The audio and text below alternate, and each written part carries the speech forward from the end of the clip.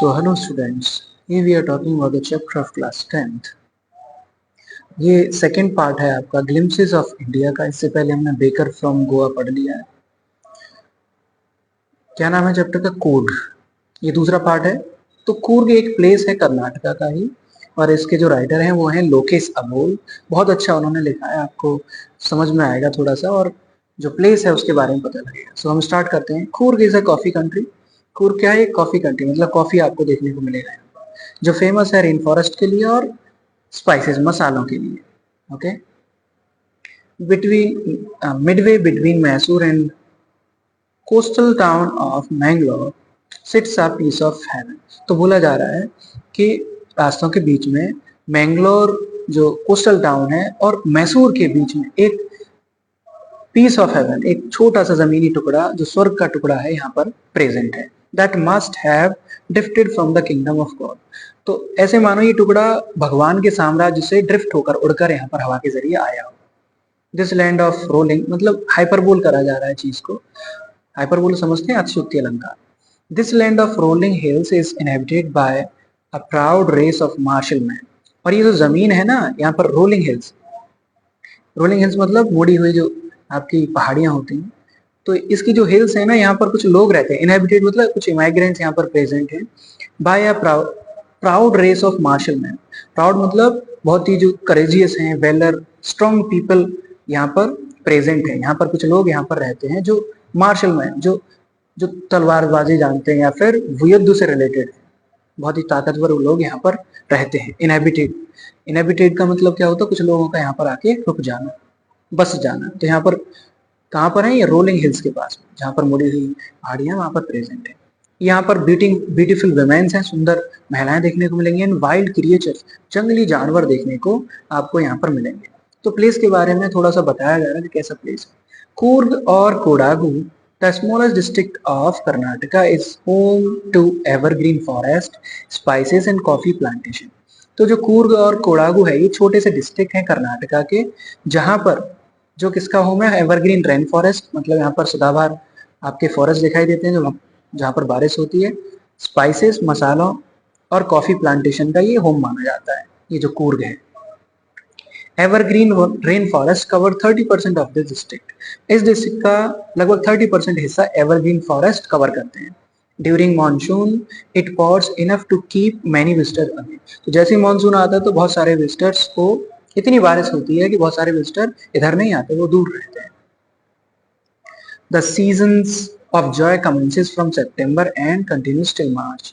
तो जो सीजन आता है आनंद का, वो उद्घोषणा करता है, कमेंसेस करता है कब? सितंबर से लेकर मार्च तक यहाँ पर जो विजिटर होते हैं वो आते हैं। बड़ा आनंद का मानसून होता है यहाँ पर। The weather is perfect. Weather perfect क्यों बुलाया रहा है? क्योंकि यहाँ पर बारिश होती है, और बारिश से पहले का समय और बाद का समय कैसा होता है? बड़ा ही परफेक्ट होता है। उससे पहले का समय यहाँ पर बड़ा ही परफेक्ट माना जाता है। तो वेदर परफेक्ट आपने देखा है कि कितना सुहावना मैंने मानसून होता है, वेदर कितना अच्छा लगता है जब बारिश से पहले का समय होता है। With some showers thrown in for good measure. और थोड़ी सी बारिश होती है, मतलब कम तबके की, तो सुहावना मौसम रहता है। The air breath of invigorating coffee. और जब आप सांस लेंगे तो आपको कॉफी की एक महक सुगंध में देखने को मिलेगी जब एयर को फील करेंगे। Coffee estates and colonial bungalows stand tucked under the tree canopies in prime corners. और जो कॉफी एस्टेट्स हैं, कॉलोनियल बंगलोज हैं, वो आपको पेड़ों के नीचे बनी हुई जो कैनोपीज हैं उनके नीचे देखने को, किनारों पर देखने को मिलेंगे। बेस्ट कॉर्नर, प्राइम माने बेस्ट, कॉर्नर्स उनके कैनोपीज का मतलब समझते हैं ना, हमारे जैसे छत ऐसी होती है, तो ऐसे पेड़ बन जाते हैं, उसके नीचे आपको कॉफी एस्टेट्स दिखाई देंगे, कॉलोनियल बंगलोज दिखाई देंगे। The fiercely independent people of Coorg are possibly Greek और अरेबिक डिसेंट।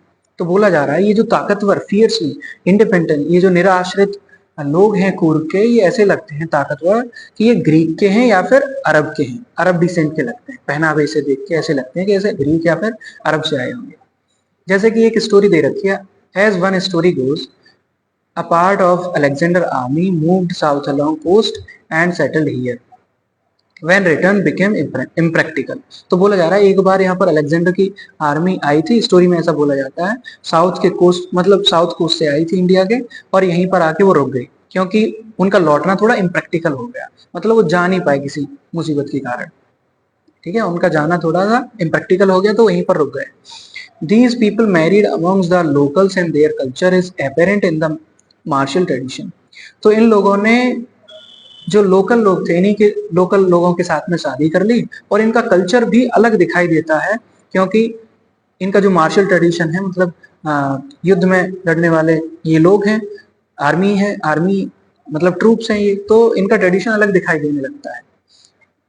एपेरेंट बिल्कुल अलग दिखाई देता है इनका मार्शल ट्रेडिशन, मैरिज और रिलीजियस राइट। रिलीजियस मतलब धार्मिक जो परंपराएं इनकी डिफरेंट देखने को मिलती है। Which are distinct from Hindu ministry, मतलब हिंदू समुदाय से बिल्कुल स्पष्ट देखने को आपको अलग देखने को मिलेंगे। The theory of Arab origin. अब दूसरी स्टोरी बताई जा रही है, ग्रीक से रिलेटेड इसलिए कि ग्रीक के यहाँ पर आर्मी आई थी तो वो यहाँ पर आके बस गए। अब दूसरी स्टोरी जा रही है, Arab origin draw support from the long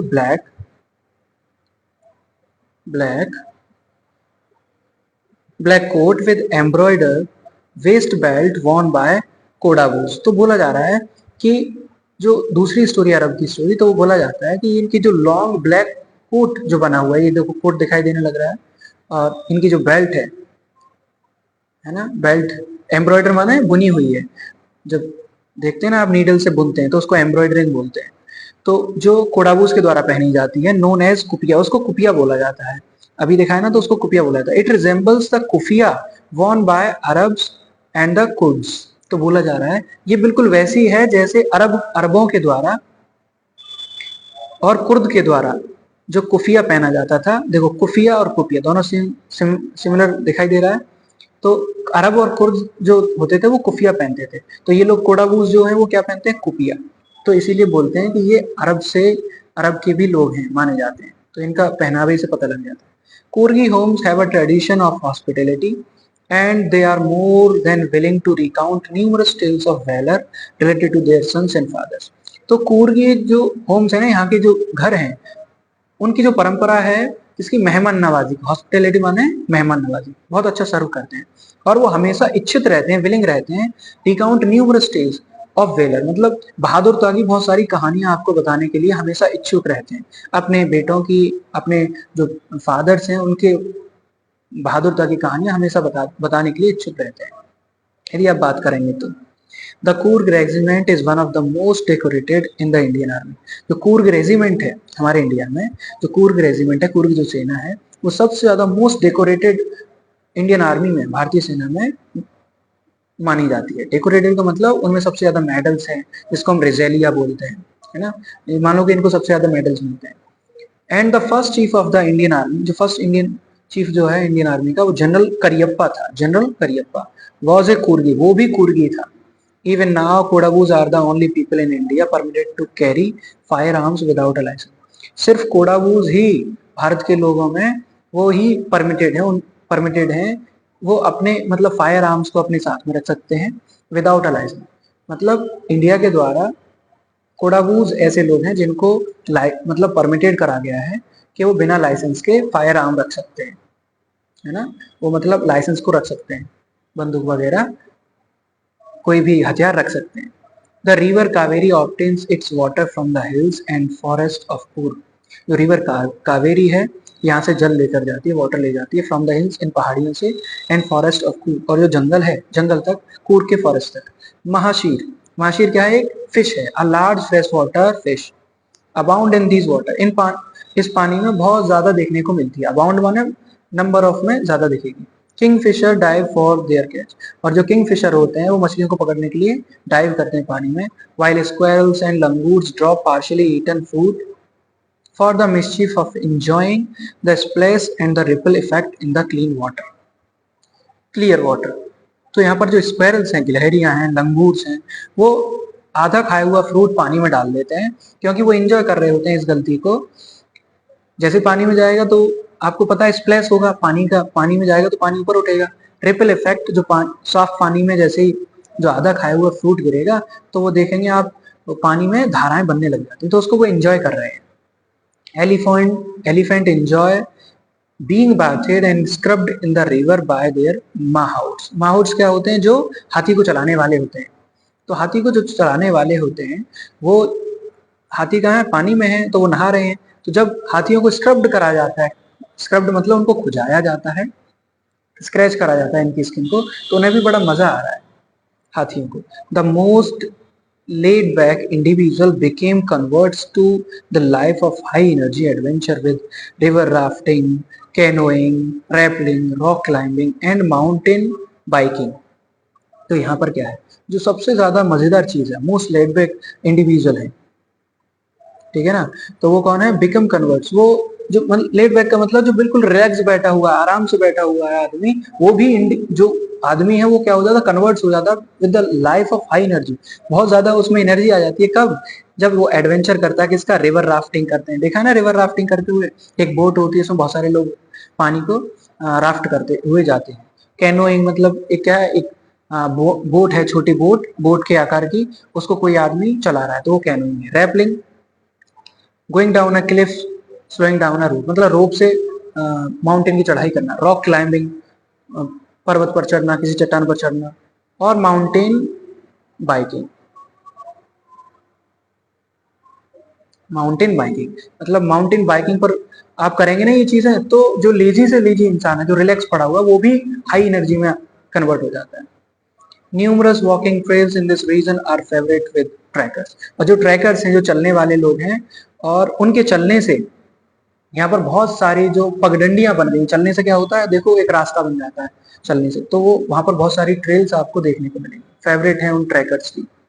birds, bees and butterflies are there to give you company, यहाँ पर बर्ड हैं, मधुमक्खी हैं, बटरफ्लाइज आपको कंपनी देंगे, मतलब आपके साथ में देखने को मिलेंगे। Macaques, Malabar squirrels, langurs and slender loris की watchful eye from the tree canopy, तो ट्री की कैनोपी से सिलेंडर लॉरिस है, लॉरिस देखा ना बंदर, लंगूर है, स्क्वेरल्स है, वो आपको देखते रहेंगे। I do however prefer to step aside for the wild elephant, तो मैं वाइल्ड एलिफेंट के लिए मैं तो प्रेफर करता था, थोड़ा सा दूर हो जाता था, क्योंकि जो राइटर है वो खुद बता रहे हैं कि हमारा एक्सपीरियंस है, यहाँ तो बोलते हैं कि मैं वाइल्ड एलिफेंट से जैसे ही देखता था मैं थोड़ा दूर रहता था। The climb to the Brahmagiri hills brings you into a panoramic view of the entire misty landscape of Coorg। तो कूर्ग का जो मिस्टी लैंडस्केप है, मिस्टी जानते हैं ना, मतलब धुंध से बना हुआ, कोई जैसे आप ऊंचाई पे जाएंगे तो धुंध से बना हुआ आपको एक स्फेयर देखने को मिलेगा। तो जैसे ही आप ब्रह्मगिरी हिल्स पर चढ़ाई करेंगे तो वहां पर एक पैनोरामिक व्यू देखने को मिलेगा। पैनोरामिक आपके फोन में भी देखने को मिलता है, जिसको आप पनोरमा बोलते हैं। तो व्यू ऑफ वाइड एरिया, तो एक वाइड एरिया आपको देखने को मिलेगा कूर्ग, जब कूर्ग का आप ब्रह्मगिरी हिल्स पर जाएंगे तो कूर्ग का पूरा जो लैंडस्केप है, जो धुंध से बना हुआ, पूरा देखने को मिलेगा। A walk across the rope bridge leads to the 64 acre island of निसर्गधाम, निसर्गदमा, तो बोला जा रहा है। तो तुम आगे जब वॉक करते हुए जाएंगे, रोप ब्रिज को क्रॉस करेंगे, तो वो आपको लगभग 64 एकड़ का जो आइलैंड बना हुआ है निसर्गदमा, वहां पर आपको पहुंचाएगा। Running into Buddhist monk from India's largest Tibetan settlement, और वो किसकी तरफ से जाएगा, बुद्धिस्ट मॉन्क्स की तरफ जाएगा, जो भारत का सबसे बड़ा तिब्बतन सेटलमेंट है। यहाँ पर मॉन्क्स रहते हैं। At near by Bylakuppe is a bonus, और ये आपके पास में क्या है, एक बोनस के रूप में है। The monks in red, ochre and yellow robes are amongst the many surprise that wait to be discovered by the visitor searching for the heart and the soul of India right here in Coorg। तो बोला जा रहा है जो Monks हैं वो आपको कैसे कपड़ों में देखने मिलेंगे, रेड कलर में, ओकरे कलर में, येलो कपड़ों में पहन देखने को मिलेंगे आपको, वो सबसे ज्यादा अमॉन्ग्स द मैनी सरप्राइज, बहुत सारे सरप्राइजेस आपको देखने को मिलेंगे। That wait to discover by visitor, जो बहुत सारे विजिटर यहाँ पर डिस्कवर करते हैं, खुद जाके इंतजार कर रहे होते हैं, सर्च करते हैं फॉर द हार्ट, और for the heart and Saul of India, Bharat की जो हृदय और आत्मा है वो आपको इस कूर्ग में देखने को मिलेगी। तो ये आपका चैप्टर है, ठीक है। और उन्होंने दे भी रखा कि आप कूर्ग कैसे जा सकते हैं, जैसे कि आप मडिकेरी से, डिस्ट्रिक्ट हेडक्वार्टर से आप जा सकते हैं, जो गेटवे है कूर्ग का। मिस्टी हिल्स आपको देखने को मिलेंगी यहाँ पर, और जो आपके ऊपर कास्ट स्पेल करें, मतलब कास्ट स्पेल होनी आपको देखने पर मजबूर करेंगी। आप रिजॉर्ट में रुक सकते हैं, किसी भी होम में रुक सकते हैं, एक कूर्गी एक्सपीरियंस लेने के लिए। आप हवा के द्वारा जा सकते हैं, मतलब एयरपोर्ट के जरिए, चाहे मैंगलोर से जाइए, बैंगलोर से चले जाइए, मैंगलोर पास में, बैंगलोर दूर है। रेल के जरिए आप जा सकते हैं, मैसूर से मैंगलोर की तरफ ऐसे जा सकते हैं। रोड के जरिए आप क्या कर सकते हैं, आप डायरेक्टली रूट ले सकते हैं कूर्ग बेंगलोर का, और ये दोनों सेम डिस्टेंस पड़ते हैं। तो कहने का मतलब ये आपका रोड मैप है। तो बहुत ही अच्छा चैप्टर